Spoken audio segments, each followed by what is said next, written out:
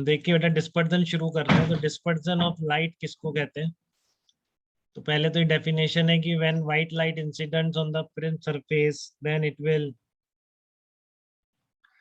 it will split into different constituent colors. This phenomena is called dispersion. तो आप ये समझो कि जो रिफ्रैक्टिव इंडेक्स होता है ना मटेरियल का, वो वेवलेंथ के साथ वेरी करता है। ठीक है, तो इसका एक बहुत रफ फार्मूला, ये कॉशीज फार्मूला है कि mu is equal to A plus B upon lambda square where A and B are constant. ठीक है, तो मटेरियल का रिफ्रैक्टिव इंडेक्स जो हम इतनी देर से म्यू यूज कर रहे हैं, वो ऐसा नहीं है कि हर वेवलेंथ के लिए सेम होता है, अलग अलग कलर की वेवलेंथ अलग अलग है। ठीक है, तो हर कलर के लिए मीडियम का जो रिफ्रैक्टिव इंडेक्स होगा वो भी अलग अलग होगा। ठीक है, तो इससे आपको कुछ समझ में भी आ रहा है कि जैसे लेमडा जिसका ज्यादा होगा उसका रिफ्रैक्टिव इंडेक्स क्या होगा, कम होगा।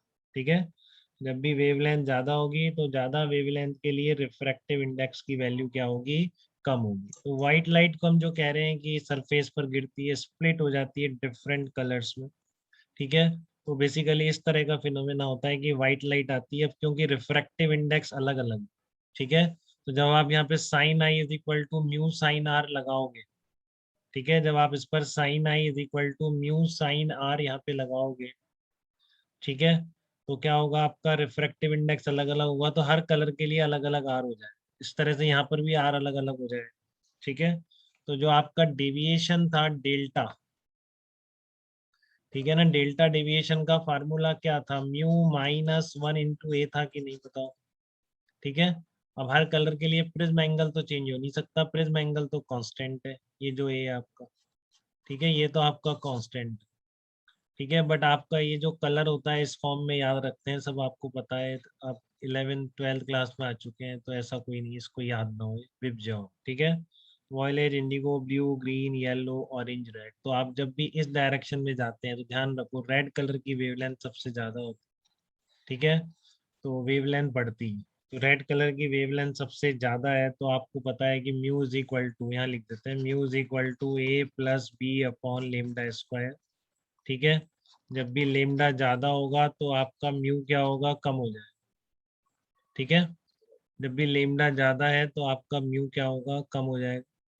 और म्यू अगर कम हो जाएगा तो यहाँ पर आपका डेविएशन भी कम हो जाएगा। देख रहे हो, लेमडा ज्यादा होगा तो आपका म्यू कम हो जाएगा, और म्यू कम होगा तो आपका डेल्टा भी क्या होगा, कम हो जाएगा। जिसकी वेवलेंथ सबसे ज्यादा है, ठीक है ना, उस कलर का डेविएशन सबसे कम होगा। ठीक है, जिसकी वेवलेंथ सबसे ज्यादा है उस कलर का डेविएशन सबसे कम होगा। तो सबसे कम डेविएशन वाला कलर कौन सा हो गया, रेड कलर। ठीक है, तो देख लो आप, रेड कलर का डेविएशन सबसे कम है, अगर इसको इंसिडेंट लाइट बना दिया। ठीक है, फिर आपका डेविएशन एंगल बन पड़ता जाता है।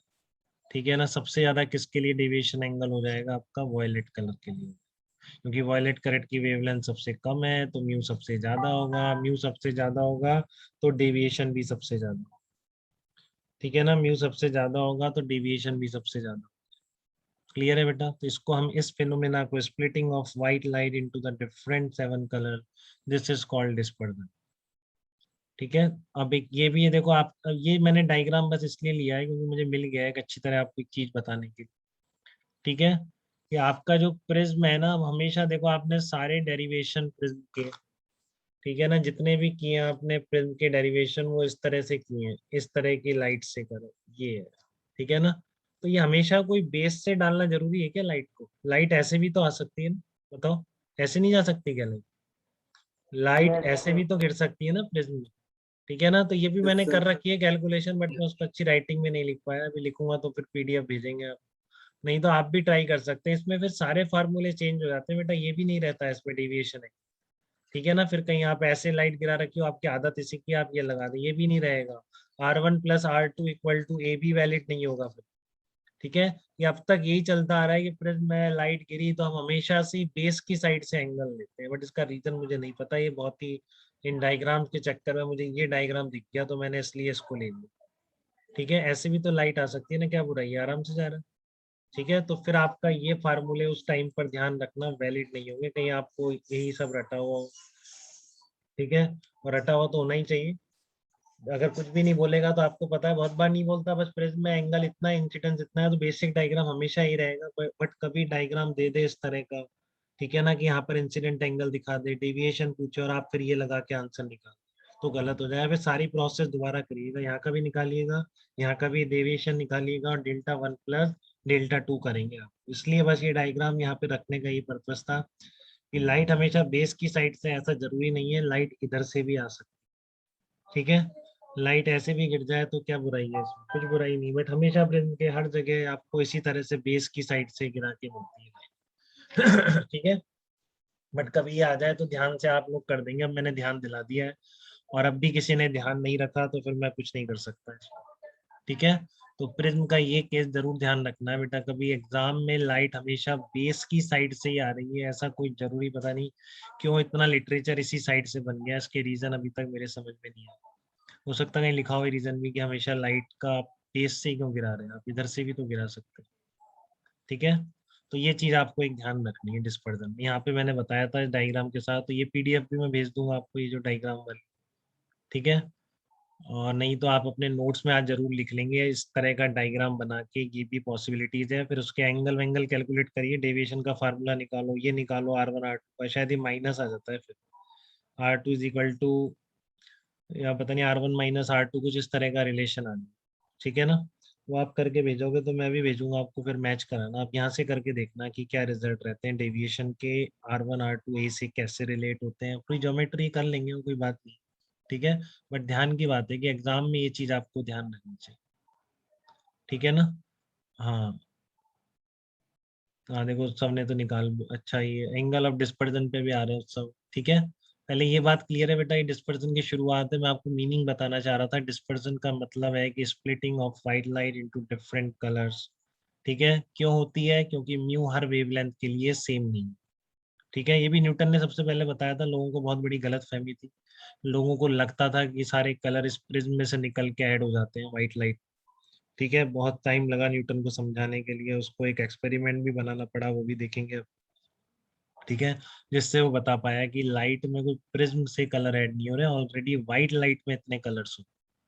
ठीक है, बट प्रिज्म ने जस्ट हमको यहाँ पर वो कलर शो कर दिए हैं उसका, क्योंकि रिफ्रैक्टिव इंडेक्स उस डिफरेंट डिफरेंट कलर के लिए अलग अलग होता है। ठीक है, नहीं तो लोगों को लगता था प्रिज्म में से कुछ निकल के आया, बहुत टाइम तक लगता रहा है कि बहुत प्रिज्म में से कुछ निकल के कलर ऐड हो जाते हैं। ठीक है, लेकिन उसने बताया ऐसा नहीं, कि व्हाइट लाइट में ऑलरेडी वो कलर्स हैं जिन्हें प्रिज्म आपको जस्ट दिखा देता है। ठीक है, तो मोनोक्रोमेटिक लाइट का मतलब क्या होता है, कोई लिखा हुआ है पॉलीक्रोमेटिक, इसमें मतलब सारी वेवलेंथ है, व्हाइट लाइट है, तो व्हाइट लाइट का या पॉलीक्रोमेटिक का। मोनोक्रोमेटिक का मतलब होता है केवल सिंगल वेवलेंथ। ठीक है, तो जब तक कुछ नहीं लिखा हुआ प्रिज्म पे लाइट जो इंसिडेंट करेगी वो आपके लिए क्या होगी, मोनोक्रोमेटिक ही होगी। अगर कुछ लिख देगा तो व्हाइट लाइट वो स्पेशली लिखेगा, और फिर जिस तरह की बातें अब हम करने वाले हैं उस तरह की डिस्पर्जन की बातें आपसे करेंगे। ठीक है, नहीं तो हमेशा वो क्या थी, अपन ने अभी जितना पहले इसका प्रिज्म का जो एनालिसिस किया है, हमारी मोनोक्रोमेटिक लाइट थी, कोई स्प्लिटिंग हमने इस तरह की डिफरेंट कलर्स में कंसिडर नहीं की थी। जो हमको म्यू गिवन था, वो जो वेवलेंथ थी जो लाइट गिर रही थी उसी के लिए म्यू गिवन था। ठीक है, बात क्लियर है इतनी सबको, डिस्पर्जन क्या होता है, कैसे होता है। ठीक है, क्यों होता है, क्यों का रीजन बस यही है कि म्यू अलग अलग। ठीक है, इसलिए हो रहा है। तो ये बात मैंने आपको बता दी कि डेल्टा रेड कलर का सबसे कम हो। अब डिफरेंट डिफरेंट कलर अलग अलग घूम रहे हैं, तो फिर और टर्म इसके लिए डिफाइन करेंगे, देखते हैं उनको।